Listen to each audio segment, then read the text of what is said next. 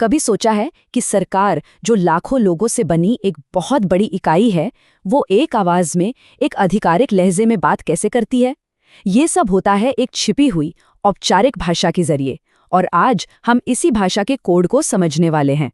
तो असल पहेली यही है, एक पूरी की पूरी व्यवस्था एक इकाई की तरह कैसे बोलती है, एकदम साफ, आधिकारिक और बिना किसी कंफ्यूजन के। जवाब छिपा है इसी औपचारिक कम्युनिकेशन सिस्टम में। ये सिर्फ कागज का खेल नहीं है, बल्कि ये शक्ति, अधिकार और सटीकता की एक भाषा है। और जैसा हमने कहा, आज हम इसी भाषा को डिकोड करेंगे। ठीक है, तो चलिए इसमें गहराई से उतरते हैं। किसी भी टूल का इस्तेमाल करने से पहले उन बुनियादी सिद्धांतों को समझना जरूरी है जो इस पूरी व्यवस्था को चलाते हैं। ये हैं इस खेल के नियम। अब जो बात वाकई दिलचस्प है वो ये है कि ये नियम कितने सख्त हैं। इस बॉक्स को देखिए, औपचारिक प्रयोग न करें।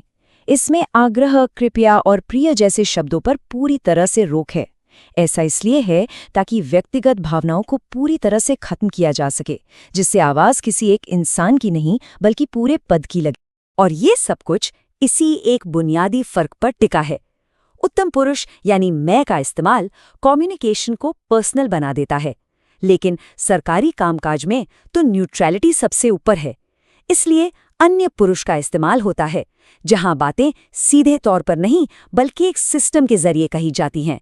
ये व्यक्ति को नहीं, पद को अहमियत देता है। तो चलिए अब मुख्य टूल्स पर चलते हैं। किसी भी अधिकारी के टूलकिट में कम्युनिकेशन के दो सबसे आम और जरूरी पत्र होते हैं, सरकारी और अर्ध सरकारी पत्र। सरकारी पत्र, या जिसे ऑफिशियल लेटर कहते हैं, वो सरकारी कामकाज का, कह लीजिए, वर्कहॉर्स है।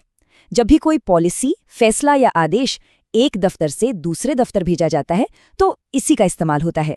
ये पूरी तरह से फॉर्मल, फैक्ट्स पर आधारित और इम्पर्सनल होता है।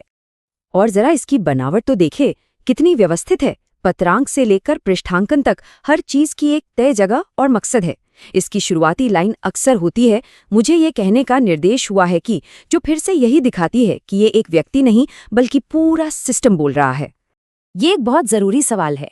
कभी कभी एक स्टैंडर्ड फॉर्मल लेटर किसी फाइल के ढेर में दबकर रह सकता है। ऐसे में क्या होता है जब किसी मामले पर फौरन ध्यान या व्यक्तिगत सहमति की जरूरत पड़ती है? तो इसका जवाब है अर्ध सरकारी पत्र या डीओ लेटर। ये एक खास टूल है जिसे तब इस्तेमाल किया जाता है जब औपचारिकता के बजाय एक पर्सनल टच की जरूरत हो। और इसका मकसद बिल्कुल साफ होता है, किसी का ध्यान खींचना, मामलों को तेजी से निपटाना या फिर किसी गोपनीय मुद्दे पर बात करना। और यही इसकी खासियत है, यहाँ भाषा दोस्ताना होती है। लिखने वाला मैं कहकर सीधे बात करता है और संबोधन महोदय की जगह प्रिय श्री होता है। ये नियम कानून से हटकर एक अधिकारी का दूसरे अधिकारी से एक पर्सनल रिक्वेस्ट जैसा होता है। तो चलिए इन दोनों के फर्क को और साफ साफ समझते हैं। सरकारी पत्र आमतौर पर सीनियर से जूनियर की ओर जाता है, जबकि डीओ पत्र ज्यादातर बराबर रैंक के अधिकारियों के बीच होता है। स्टाइल फॉर्मल बनाम पर्सनल है। और सबसे जरूरी बात, प्राइवेसी। एक सरकारी पत्र ऑफिस में कोई भी खोल सकता है, लेकिन एक डीओ लेटर सीधे उसी अधिकारी के नाम पर होता है और सिर्फ वही उसे खोलता है। और ये तस्वीरें तो पूरी कहानी खुद ही बयां कर देती हैं। बाईं तरफ सरकारी पत्र का सख्त फॉर्मल फॉर्मेट देखिए, और दाईं तरफ डीओ लेटर का फॉर्मेट है जो ज्यादा पर्सनल लगता है, जिसमें प्रिय श्री जैसे संबोधन और आखिर में भवदीय के बजाय भवनिष्ठ का इस्तेमाल होता है। तो चलिए अब कुछ और खास तरह के दस्तावेजों पर एक नजर डालते हैं। इसे एक लाइटनिंग राउंड की तरह समझिए, जिसमें हम अलग अलग खास कामों के लिए बने डॉक्यूमेंट्स को जल्दी से समझेंगे। सबसे पहले है परिपत्र। इसका काम बड़ा सीधा है। जब एक ही सूचना या निर्देश कई लोगों या दफ्तरों को एक साथ भेजना हो, ये वन टू मेनी कम्युनिकेशन का एक असरदार तरीका है जो मास अनाउंसमेंट्स के लिए परफेक्ट है। फिर आता है कार्यालय आदेश। जैसा नाम से ही साफ है, ये एक ऑर्डर है। इसका इस्तेमाल ऑफिस के अंदर एडमिनिस्ट्रेटिव कामों के लिए होता है, जैसे किसी की नियुक्ति, छुट्टी या प्रमोशन को मंजूरी देना। इसकी भाषा आदेश देने वाली होती है। कार्यालय ज्ञाप या ऑफिस मेमोरेंडम अलग अलग विभागों के बीच जानकारी के लेन देन के लिए होता है।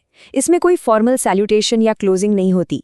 इसका मकसद सिर्फ जानकारी देना है, किसी पर एक्शन लेना नहीं।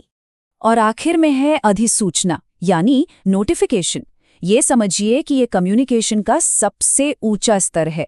जब किसी जानकारी को कानूनी तौर पर पब्लिक और ऑफिशियल बनाना होता है, जैसे नए नियमों या बड़ी नियुक्तियों का ऐलान, तो उसे गजट में नोटिफाई किया जाता है।